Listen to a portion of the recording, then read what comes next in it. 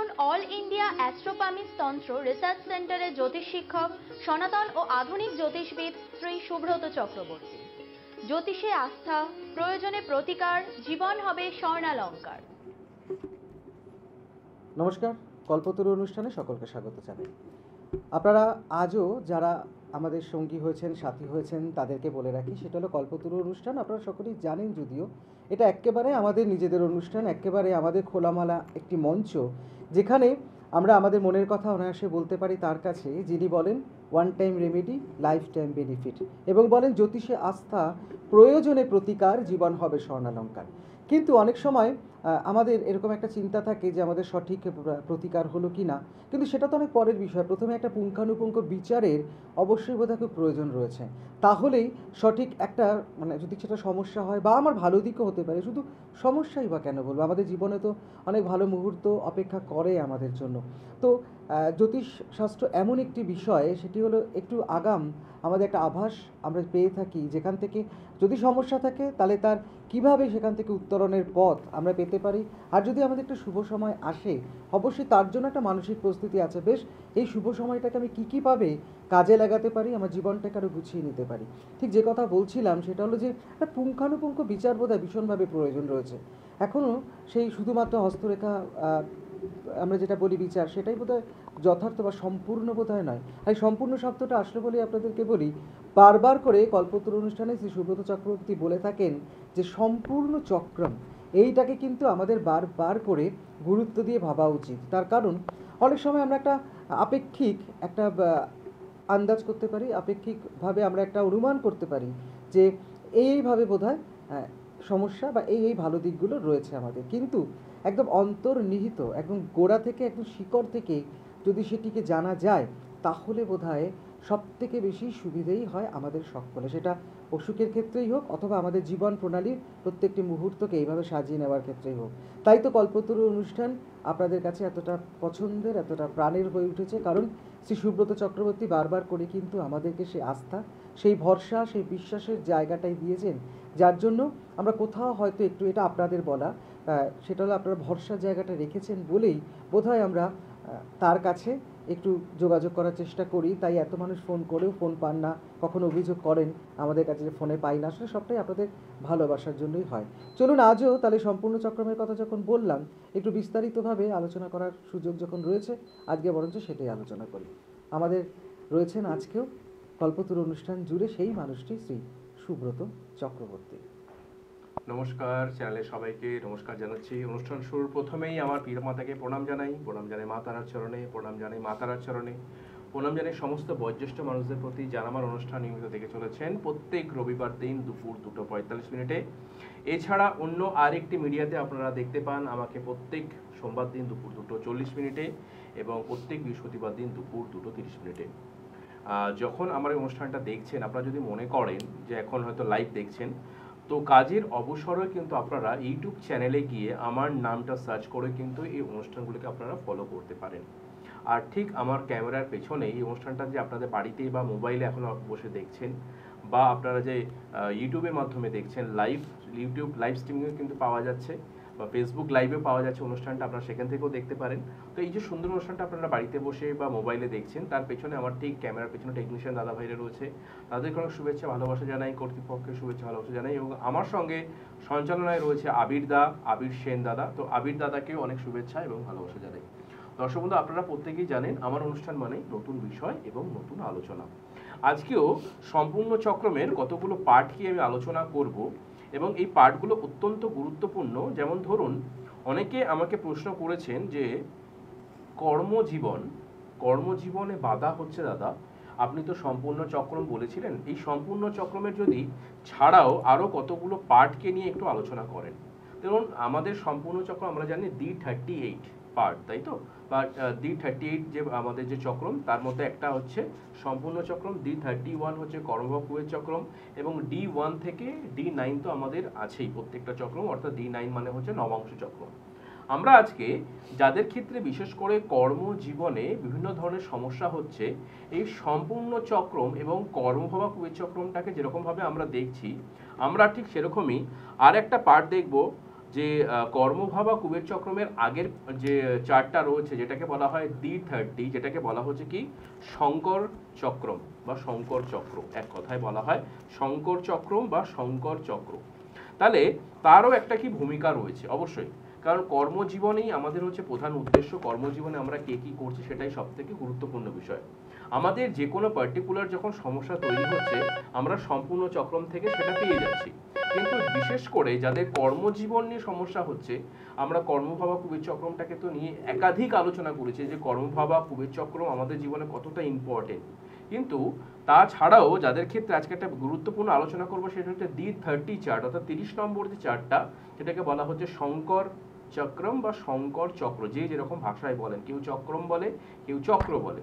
তো যাই হোক, এই যে শঙ্কর চক্রম যেটা রয়েছে তার প্রধান জায়গাটা হচ্ছে দুটি জায়গা বা তিনটি জায়গাকে আমরা বিশেষ করে গুরুত্ব দেব, সেটা হচ্ছে কি নবম স্থান, দশম স্থান এবং লগ্ন ভাব।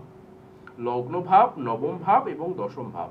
এই শঙ্কর চক্রমের সঙ্গে যদি দেখতে পাওয়া যায় ন্যাটাল চার্ট অর্থাৎ D1 চার্টের সঙ্গে, অর্থাৎ যদি দশমপতি যদি কিছুভাবে লগ্নপতির সঙ্গে সংযুক্তিকরণ হয় এবং সেখানে রবি যদি খুব ভালোভাবে অবস্থান করে বা আমাদের শঙ্কর চক্রমে রবির সাথে বুধের সংযোগ খুব ভালো হয়ে থাকে, তবে কিন্তু সেই জাতক জাতিকা কর্মজীবনে একটা উচ্চ জায়গা কিন্তু পেতে পারে। উচ্চ জায়গা মানে তার কর্মজীবনে সে কিন্তু সফলতাকে সে কিন্তু নিজেই করে নেবে, অর্থাৎ তার মধ্যে একটা তাগিদ থাকবে। কারণ শঙ্কর চক্রমে বলা হচ্ছে যে নবমপতি, দশমপতি এবং লগ্নপতির সঙ্গে সংযুক্তিকরণ যদি তিনটি গ্রহের সঙ্গে হয়ে থাকে, কি কি গ্রহের সঙ্গে? রবির সাথে, বুধের সাথে এবং বৃহস্পতির সাথে। এই রবি, বুধ এবং বৃহস্পতির সঙ্গে যদি কিছুভাবে শঙ্কর চক্রম বা D30 চার্টের কিছুভাবে দশমপতি, নবমপতি বা লগ্নপতির সঙ্গে সংযুক্তিকরণ হয়, সেই জাতক জাতিকার মধ্যে একটা তাগিদ জন্মায়, আমাকে জীবনে প্রতিষ্ঠা পেতে হবে, এবং এই জাতক জাতিকাদের মধ্যে একটা আলাদা ভাগ্য নিয়ে তারা জন্মগ্রহণ করে। তাদের মধ্যে তাগিদ থাকে যে আমাকে বড় হতে হবে এবং আমি ভালো রেজাল্ট করব। এবং এই জাতক জাতিকাদের ক্ষেত্রে রিসার্চ করে দেখা গেছে যাদের শঙ্কর চক্রমে রবি, বুধ, বৃহস্পতির সঙ্গে লগ্নপতি, নবমপতি বা দশমপতির সংযুক্তিকরণ রয়েছে, তাদের কিছুভাবে ন্যাটাল চার্টের বিশেষ করে চতুর্থপতি বা পঞ্চমপতি, চতুর্থপতি বা পঞ্চমপতি উভয়ে ভালো হতে পারে, বা উভয়ের মধ্যে বিশেষ করে পঞ্চমপতি কিন্তু উৎকৃষ্ট মানের হয়ে থাকে। অর্থাৎ সেই জাতক জাতিকারা যত বড় হয়েছে, মানে আমার যারা এপিসোড দেখেন তারা জানেন যে ন্যাটাল চার্টে চতুর্থ ভাব থেকে প্রাথমিক শিক্ষা, পঞ্চম ভাব থেকে উচ্চ শিক্ষাকে আমরা দেখছি প্রচুর পরিমাণে, কিন্তু সেই জাতক জাতিকাদের বিশেষ করে পঞ্চমপতি খুব ভালো হয়। পঞ্চমপতি ভালো হয়ে এলে তার ক্ষেত্রে যেটা সব থেকে বড় বেনিফিট সেটা হচ্ছে কি সে উচ্চ শিক্ষায় খুব ভালো লাভ করে, এবং সে মাধ্যমিক পরবর্তী ক্ষেত্রে তার যখন একটা মানে নিজস্বতা তৈরি হয়, কারণ মাধ্যমিক পর্যন্ত একটা মানে বাবা মার একটা ঠেলাঠেলি থাকে যে তুমি এটাকে পড়ো, তুমি এটাকে ভালো করে বোঝো, প্রত্যেকটা জাতক জাতিকারাই কিন্তু মা বাবা একটা এফোর্ট দিয়ে থাকে। কিন্তু যখন জাতক জাতিকা মাধ্যমিকের পরবর্তী ক্ষেত্রে যখন পড়াশোনা করে তখন হয়তো মা বাবার একটা ফোর্স থাকে, কিন্তু তখন তার নিজস্বতাটা কিন্তু ভালোভাবে জন্মায়।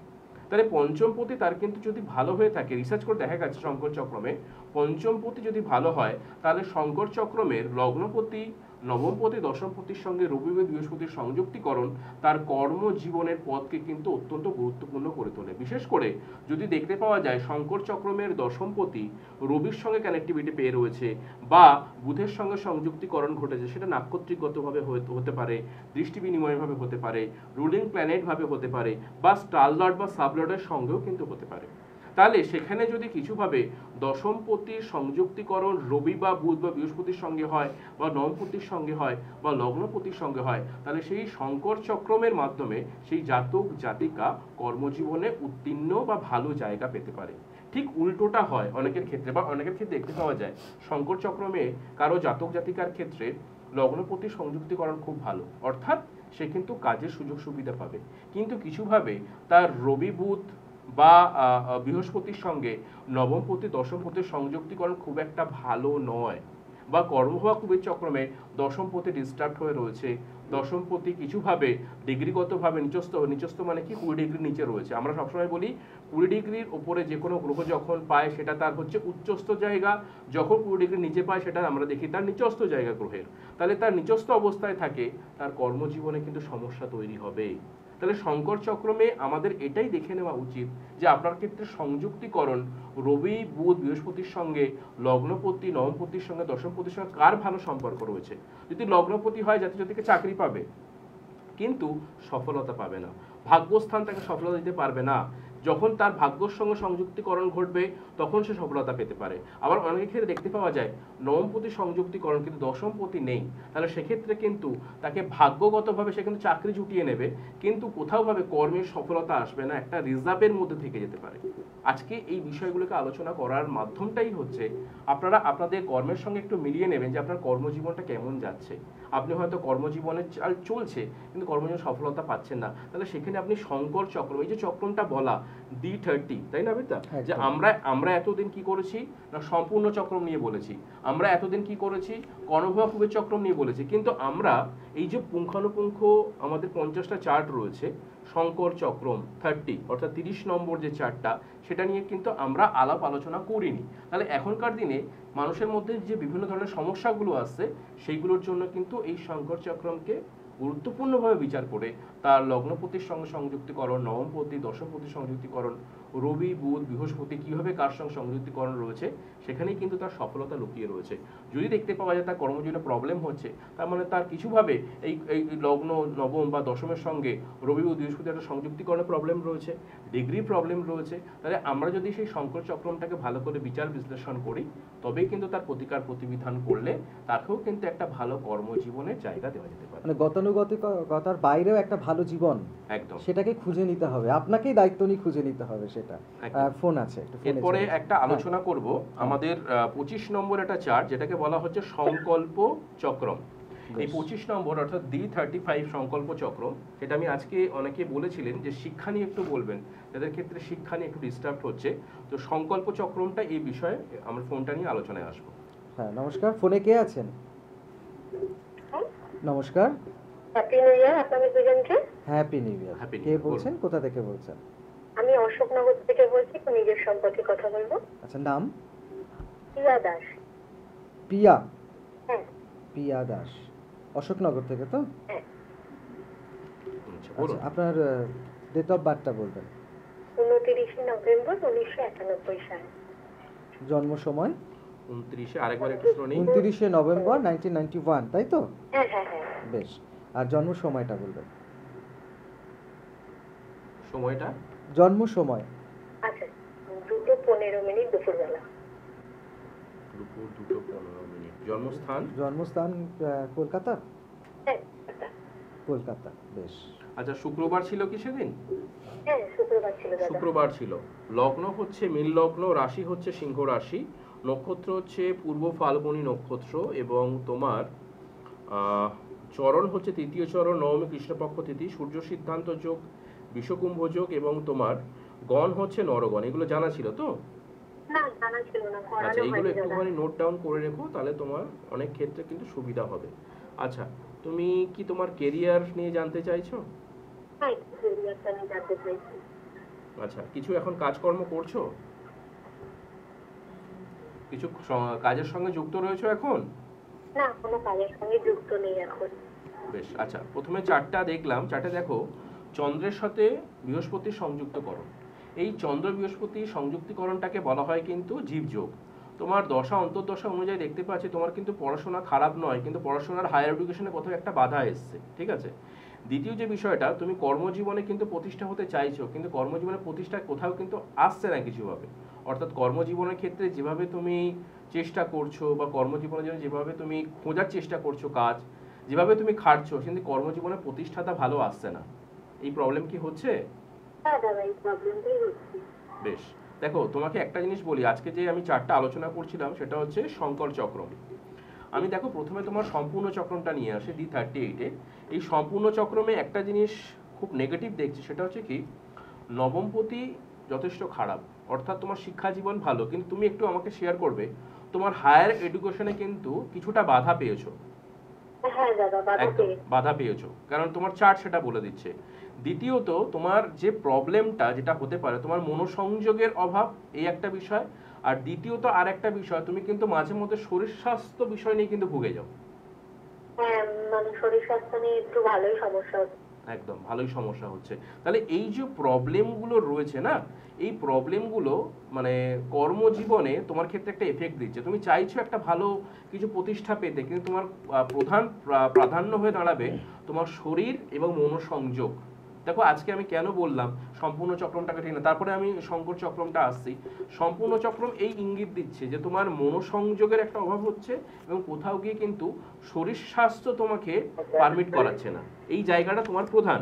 শঙ্কর চক্রমে যদি দেখা যায়, আজকে যে বিষয়টা নিয়ে আলোচনা করছিলাম যে লগ্নপতি, নবমপতি, দশমপতির সংযুক্তিকরণ রবি বুধ বৃহস্পতি।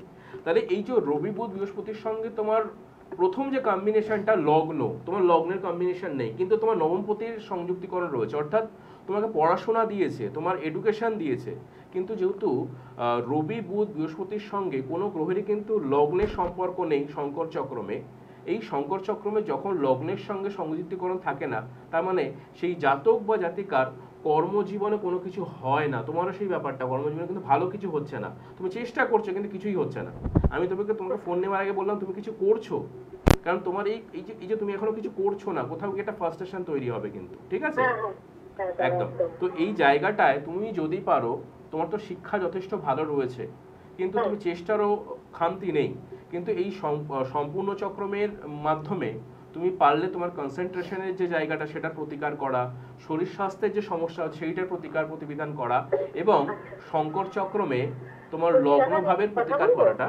বলো বলো।